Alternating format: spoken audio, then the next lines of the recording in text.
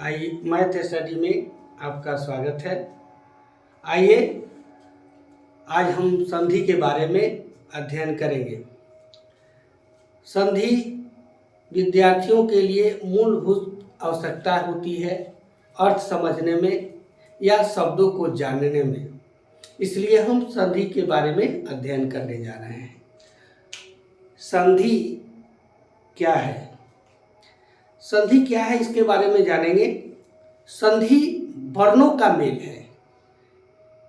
संधि में दो या दो से अधिक वर्ण मिल करके कोई नया वर्ण बनाते हैं, कोई नया विकार उत्पन्न करते हैं, उसी को संधि कहते हैं। संधि दो या दो से अधिक वर्णों के मेल से उत्पन्न हुए विकार को संधि कहते हैं। जैसे देखिए,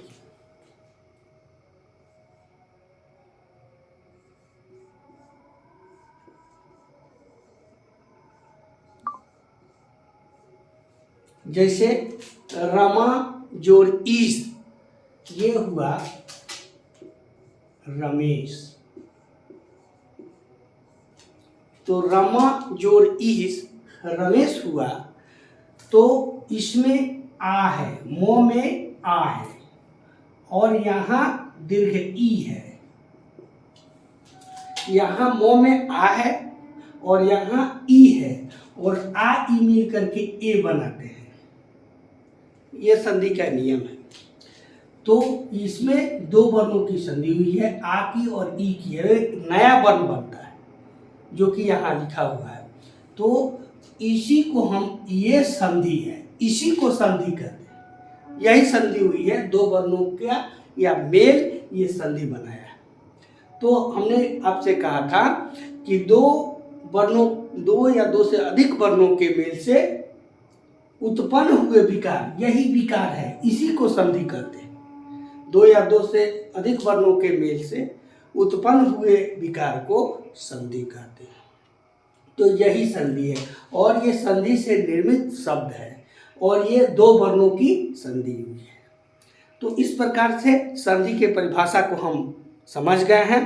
दो या दो से अधिक वर्णों के मेल से उत्पन्न हुए विकार को, या मुख्य रूप से जान जाएंगे कि दो वर्णों के मेल से उत्पन्न हुए विकार को संधि कहते हैं। संधि की परिभाषा में अब हमको कोई दिक्कत नहीं। अब हम ये जानेंगे कि संधि के कितने भेद होते हैं। संधि के तीन भेद होते हैं। यह है संधि,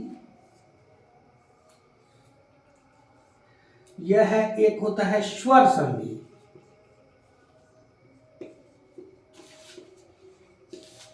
दूसरा होता है व्यंजन संधि,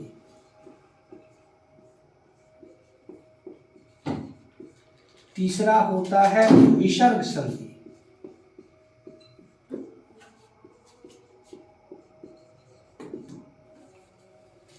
संधि के तीन भेद हैं, स्वर संधि, व्यंजन संधि, विसर्ग संधि। अब हम पहला संधि के बारे में, जो स्वर संधि है, उसके बारे में जाने। अब स्वर संधि क्या है?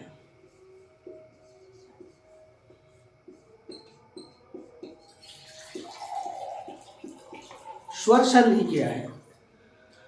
तो स्वर संधि में यह जानना है कि इसमें स्वर वर्ण का ही मेल होगा।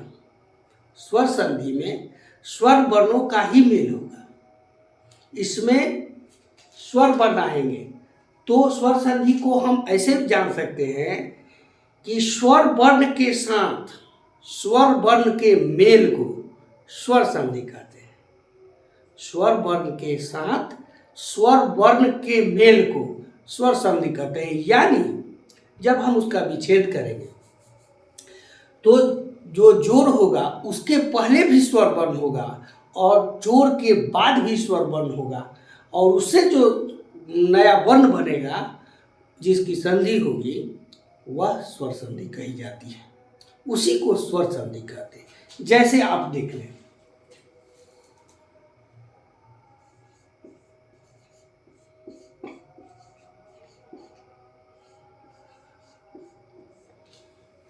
यहाँ है व में ओ है और यहाँ आ है, तो इसकी जब संधि होती है तो ये दीर्घ आ हो जाता है।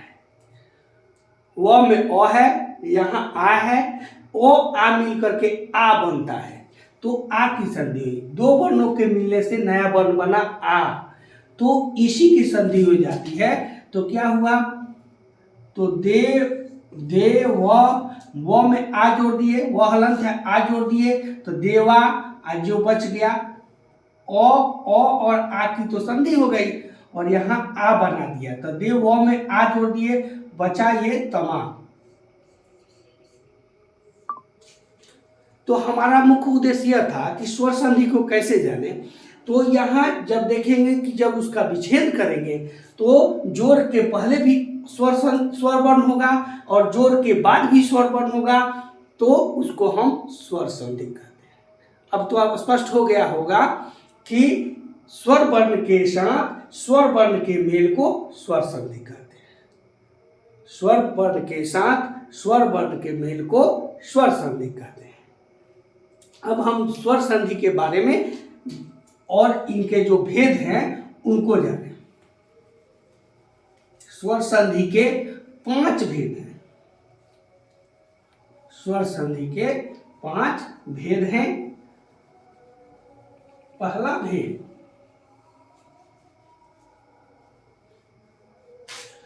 स्वर संधि के 5 भेद हैं, जिसमें पहला है दीर्घ संधि,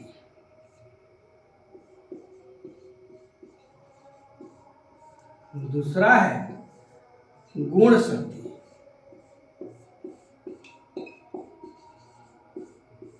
तीसरा है वृद्धि संधि,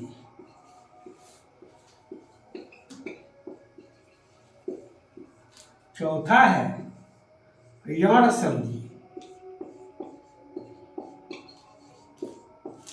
पांचवा है अयादि संधि।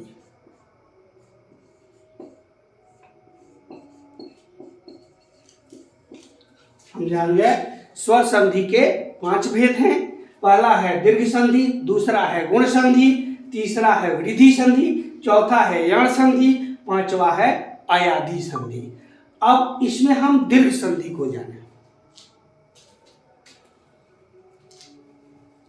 अब हम दीर्घ संधि को जानें।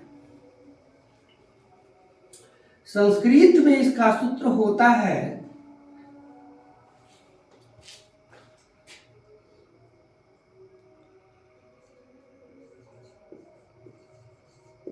अकः सवर्णे दीर्घः।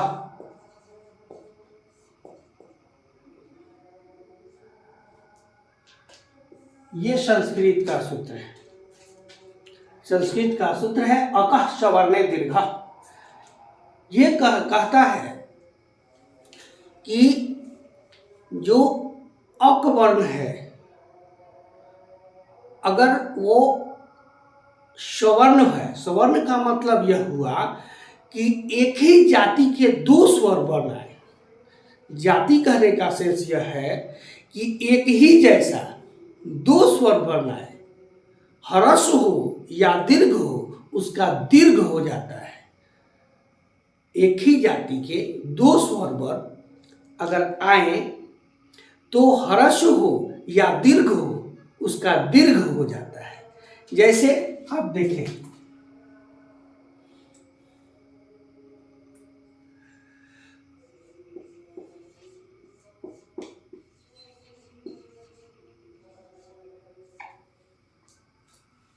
राम जोड़ अयन, राम जोड़ अयन, तो राम जोड़ अयन में म में अ है। जब हम इसका विच्छेद किए तो म में अ है और यहाँ अ है, तो यही कहता है कि एक जैसा है। अ के साथ अ हो चाहे आ हो, यही हो सकता है, चाहे आ के साथ अ हो या दोनों आ क्यों ना हो, ह्रस्व हो या दीर्घ हो, उसका दीर्घ हो जाता है। नाम से ही, दीर्घ संधि के नाम से ही हमको समझना है कि दीर्घ नाम है। दीर्घ नाम इसलिए है कि चाहे कोई भी एक जैसा अगर दो स्वर आए, ह्रस्व हो या दीर्घ हो, तो उसका दीर्घ हो जाता है, यही दीर्घ संधि। तो यहाँ आपने देखा मुंह में अ है, यहाँ भी अ है, अ मिलकर के आ हो गया। तो अब इसको हम बनाएं तो यहाँ देखिए रा, अब मो का अ और ये अ मिलकर के आ बना दिया तो रामा हो गया, और बचा के इसकी तो संधि हो गई तो यन बचा, तो य और यहाँ टवर की न हो गया। टवर की न इसलिए हुआ, ये तो न तो विधान के हिसाब से यहाँ र आ गया है, इसलिए ये टवर की न हुआ है। तो इस हिसाब से हमने समझ बना लिया कि यदि दो स्वर वर्ण अगर एक ही जाति के सजातीय दो स्वर वर्ण आए, ह्रस्व हो या दीर्घ हो, दीर्घ हो जाता है अका सवर्ण दीर्घ, यही सूत्र हमको बतलाता है।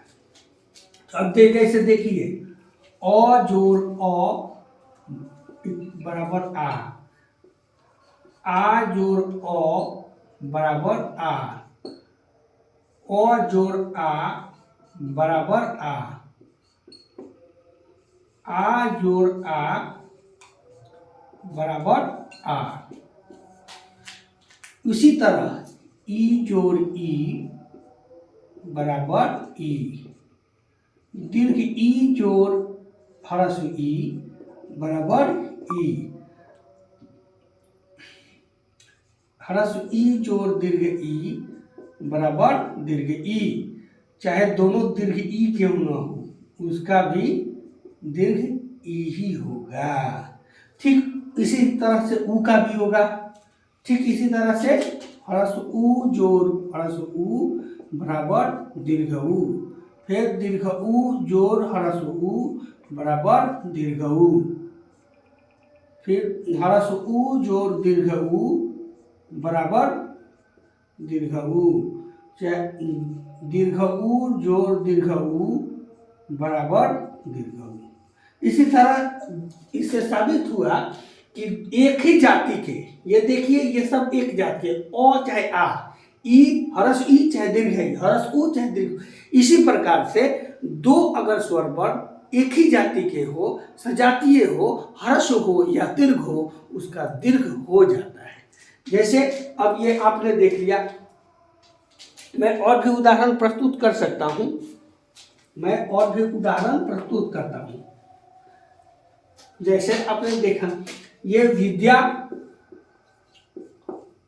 जोड़ आलय, यहां भी आ है, यहां भी आ है, तो दोनों मिलकर के नियम क्या कहता है कि यदि दो सजातीय स्वर वर्ण हो, ह्रस्व हो या दीर्घ हो, उसका दीर्घ हो जाता है। तो विद्या में आ है और आ का आ है, दोनों की संधि हुई, क्या बनाया, आ ही बनाया, और विद्या द्व में आ लग गया, अलय जो इसमें लगा दिए, आ की संधि हो गई, तो विद्या जो आलय विद्यालय। इसी तरह ई वाला का एक देखते हैं, ई वाले का भी देखते हैं।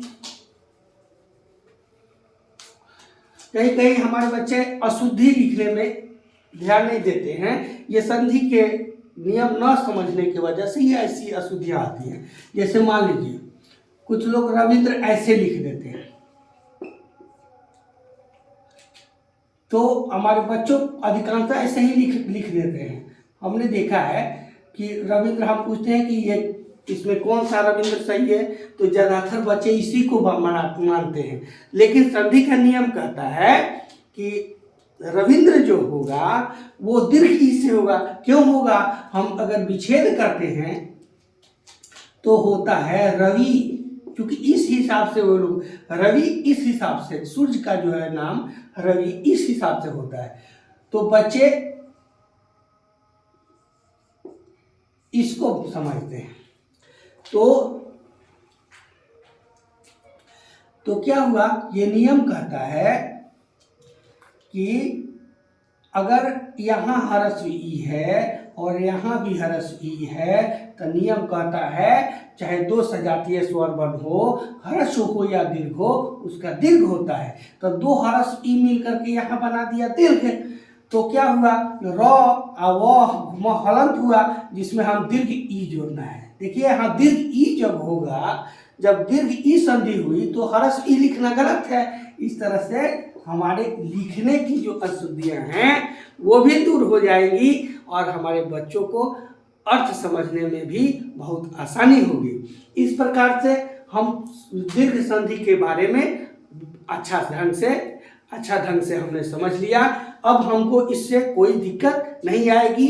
दो सजातीय स्वर वर्ण अगर आए, ह्रस्व हो या दीर्घ हो, उसका दीर्घ हो जाता है। फिर अगले समय में हम लोग अगले वाले गुण संधि के बारे में अध्ययन करेंगे। लेकिन आप लोग चैनल को सब्सक्राइब जरूर करें, लाइक जरूर करें, बेल आइकन को जरूर दबाएं। धन्यवाद।